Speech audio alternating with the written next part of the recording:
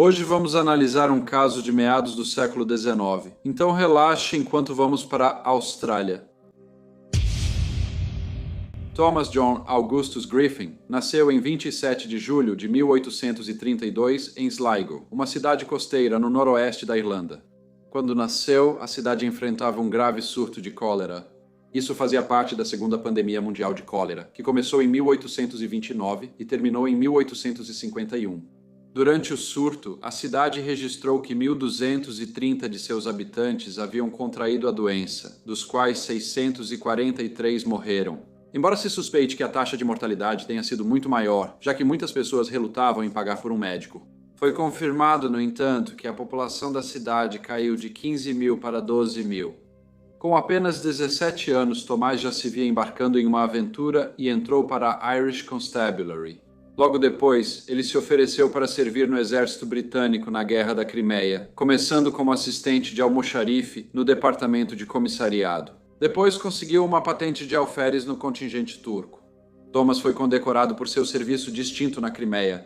Após voltar para casa, ele aproveitou uma oferta para voluntários da polícia e viajou de navio gratuitamente à Austrália.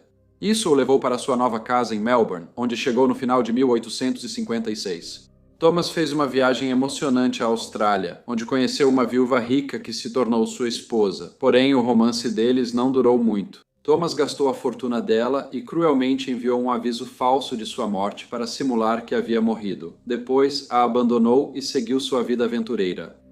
Com experiência na polícia irlandesa e na Guerra da Crimeia, Thomas foi convidado a trabalhar na Força Policial de Nova Gales do Sul. Isso foi em 1858, pouco antes de Queensland se separar de Nova Gales do Sul, em 6 de junho de 1859. Thomas foi enviado para a cidade de Rockhampton, onde foi nomeado sargento interino. Com o tempo, ele se tornou o chefe de polícia de Rockhampton.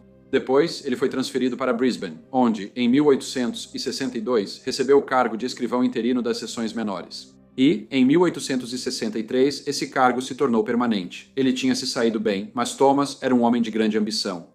Ele se tornou amigo da irmã de um importante ministro de Queensland e, apesar de passarem muito tempo juntos, Thomas não a pediu em casamento. Em vez disso, ele disse que precisaria ser colocado em um cargo mais alto para poder sustentar uma esposa. No fim da década de 1850, pequenos depósitos de ouro foram achados em Darling Downs e outras áreas de Queensland. Isso causou a primeira corrida do ouro em Queensland, principalmente em Canungra, cerca de 80 quilômetros de Rockhampton. Nos anos seguintes, milhares de garimpeiros chegaram lá. Por isso decidiram que seria preciso um comissário do ouro que também fosse magistrado policial, e Tomás foi convidado para o cargo. Apesar de ter que deixar Brisbane, ele aceitou rapidamente essa grande oportunidade, assim como muitos garimpeiros que vieram para Queensland. Esperava-se que a polícia tivesse funções além de prisões e mandados. Uma das principais era escoltar ouro e dinheiro. Isso, é claro, vinha com muitos perigos, incluindo roubos e ataques. Então, para não desmotivar os policiais, o salário deles era dobrado quando realizavam essas viagens perigosas. A presença deles era essencial, já que antes da polícia apoiar as escoltas de ouro, muitos ataques eram registrados, inclusive com assassinatos. Em novembro de 1867, o policial de Rockhampton, Patrick William Cahill, que tinha 27 anos, e John Francis Power, que tinha 25, receberam a tarefa de entregar 4.000 libras a um novo banco em Claremont. Isso era necessário para atender a comunidade que se desenvolveu ali. Após a corrida do ouro, Patrick Cahill e John Power precisavam viajar de Rockhampton até lá a cavalo. O comissário de ouro de Rockhampton, Thomas John Griffin, 35 anos, se ofereceu para acompanhar a escolta em parte da viagem, alegando que ambos os policiais eram jovens e inexperientes. Porém, não era necessário que ele fizesse isso. Poucos dias após partirem, os homens chegaram ao Bedford Arms, próximo à travessia do rio Mackenzie, administrado pelo Sr. Alfred Harding Bedford. Ele precisava ir para Rockhampton, então ficou decidido que Thomas terminaria sua viagem lá e acompanharia o Sr. Bedford de volta. Naquela noite, Thomas e os dois jovens policiais, Patrick William Cahill e John Francis Power, comeram e beberam no hotel. Depois, voltaram para o local onde haviam montado o acampamento. Apesar de Thomas ter dito que vigiaria o acampamento, o Sr. Bedford falou que ele poderia ficar no hotel. No dia seguinte, Thomas e o Sr. Alfred Harding Bedford começaram a viagem de volta para Rockhampton, uma distância de cerca de 130 milhas. Quando chegaram, ouviram a notícia de que os dois jovens policiais, Patrick Cahill e John Power, haviam sido encontrados mortos em seu acampamento, e as 4.000 libras que estavam levando para Claremont haviam desaparecido. Thomas especulou que as vítimas deviam ter adormecido e foram mortas por causa disso. Afinal, a tarefa era perigosa e muitos já haviam morrido antes escoltando dinheiro e ouro. Thomas rapidamente organizou um grupo de homens para voltar e investigar. Ao chegarem, acharam que as mortes eram por envenenamento, já que 2 porcos mortos foram achados perto. Após a autópsia feita pelo Dr. David Salmon, foi relatado que ambos foram baleados na cabeça e não havia evidências de veneno. Embora ele achasse que provavelmente eles tinham sido afetados por algum tipo de narcótico e que ambos estavam em estado de estupor quando foram baleados. O grupo não conseguiu levar os corpos para Rockhampton, então retirou as cabeças e estômagos de Patrick Cahill e John Power, colocando-os em grandes frascos para a pesquisa. Eles esperavam que, com o exame adequado, pudessem saber se foram baleados à distância ou a queima-roupa. Alfred Harding Bedford disse que ouviu tiros durante a noite em que os 2 homens foram mortos. Ele disse que acordou e percebeu que Thomas Griffin não estava lá.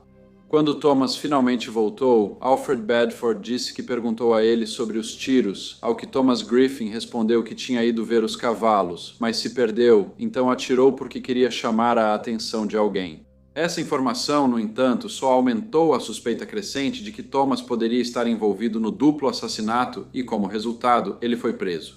Sua prisão gerou muita discussão em Rockhampton e muitos se recusaram a acreditar que Thomas John Augustus Griffin pudesse ter cometido esse crime terrível.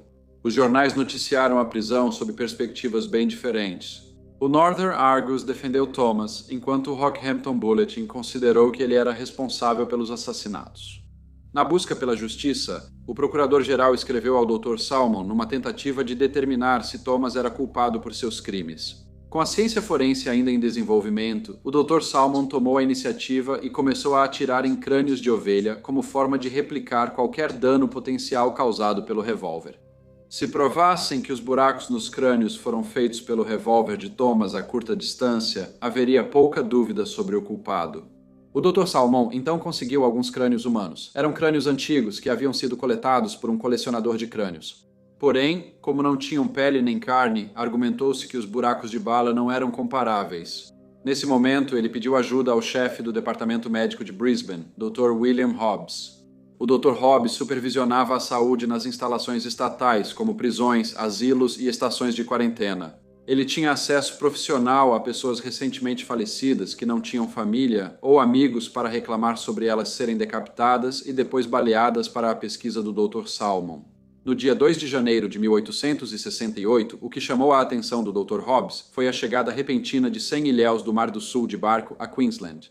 Os ilhéus estavam sofrendo de disenteria e foram enviados pelo Dr. Hobbs para a estação de quarentena de Dunwich, na ilha Stradbroke. Em apenas 2 semanas, 24 dos ilhéus haviam falecido. As cabeças deles eram exatamente o que o Dr. Salmon procurava para seus experimentos. A maioria foi enterrada perto da estação, onde o Dr. Hobbs desenterrou os corpos e levou as cabeças para experimentos. O julgamento de Thomas Griffin começou em 16 de março de 1868 e ocorreu em Rockhampton. Thomas declarou-se inocente. O julgamento gerou muito interesse público e enormes multidões se reuniram do lado de fora dos tribunais. A promotoria revelou que Thomas Griffin, que havia sido comissário do ouro e magistrado da polícia, era um homem de boa reputação, mas isso logo começou a desmoronar quando ele acumulou uma grande dívida de jogo de 230 libras com mineradores chineses locais, que ameaçaram expô-lo quando ele não pagou o que devia. Thomas ficou responsável por guardar o ouro, mas não conseguiu protegê-lo e perdeu tudo no jogo. Ele não suportava a vergonha de ser exposto como ladrão e jogador, então fez a única coisa que pensou: roubou o dinheiro dos escoltas de ouro. No julgamento, Dr. Hobbs comparou os buracos de bala nos crânios de Patrick Cahill e John Power aos dos ilhéus do Mar do Sul, usados em experimentos. Ele conseguiu mostrar que os tiros haviam sido disparados da arma do réu a curta distância.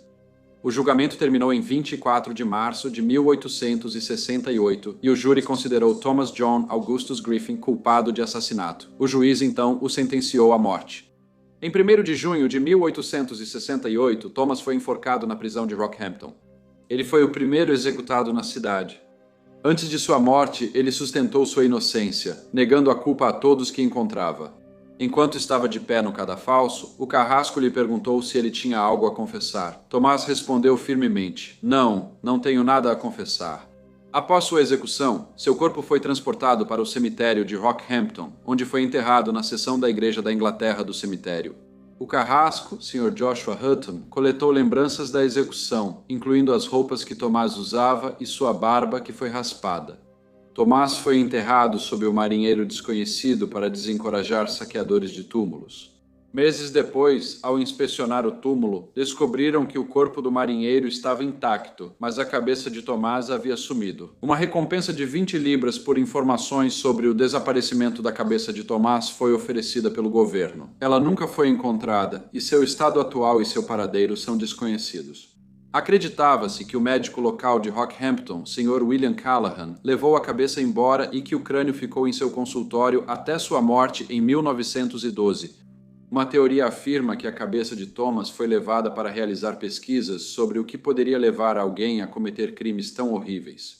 Desde então, houve relatos de que um crânio agora está em uma prateleira em uma residência particular de classe alta em Rockhampton, mas esses são apenas relatos e o paradeiro real do crânio de Thomas Griffin continua sendo um mistério. Após a execução, disseram que Thomas confessou a verdade sobre o que havia feito. Disse que o carcereiro da prisão, Sr. Alfred Grant, testemunhou Thomas andando de um lado para o outro em sua cela e gritando desesperadamente: "Não adianta nada, fui eu que fiz isso." Mas ele não era de desistir facilmente. Thomas tentou negociar com Alfredo Grant, prometendo parte do dinheiro roubado em troca de ajuda para fugir. Entregou-lhe um esboço do local onde escondeu o dinheiro. Apesar de 2 tentativas, o Sr. Alfredo Grant e o carcereiro-chefe John Lee não acharam o dinheiro escondido. Ao não acharem, avisaram o xerife Tom Scarrett Hall, agora encarregado de formar uma equipe para buscar as 4.000 libras sumidas. Durante a busca, acharam um toco de árvore meio queimado, coberto por outro toco apoiado nele. Ao retirarem o segundo toco, acharam a bolsa de Tomás com o dinheiro desaparecido, levemente danificada pela chuva. Alfred Grant revelou ainda que Tomás lhe contou mais sobre o ocorrido naquele dia. Ele contou que Tomás disse ter se aproximado do acampamento de Patrick William Cahill e John Francis Power, mas John Power acordou, atirou e a bala passou perto de sua cabeça. Foi tão perto que passou pela barba dele. Isso fez com que Tomás revidasse em legítima defesa. Ele atirou em John Power e isso acordou Patrício Cahill, que supostamente tentou disparar sua pistola, mas a arma explodiu, fazendo com que ele acidentalmente atirasse em si mesmo. Sr. Grant disse que Tomás lhe contou que, com os 2 oficiais mortos, aproveitou a situação e roubou o dinheiro. Essa versão de como os oficiais morreram foi recebida com grande ceticismo pela imprensa local, pela polícia e pelo povo de Rockhampton. Acreditava-se também que Tomás escreveu uma carta confessando os crimes. Em 2008, descobriu-se que essa carta fora escrita por outra pessoa e datada 2 dias após a execução de Tomás. Então, embora Thomas Griffin tenha sido considerado culpado, ele foi para o túmulo sempre protestando sua inocência. Olá a todos e muito obrigado por ouvirem. Como de costume, por favor, deixem quaisquer comentários ou sugestões que vocês tenham e espero ver todos vocês novamente no próximo Briefcase.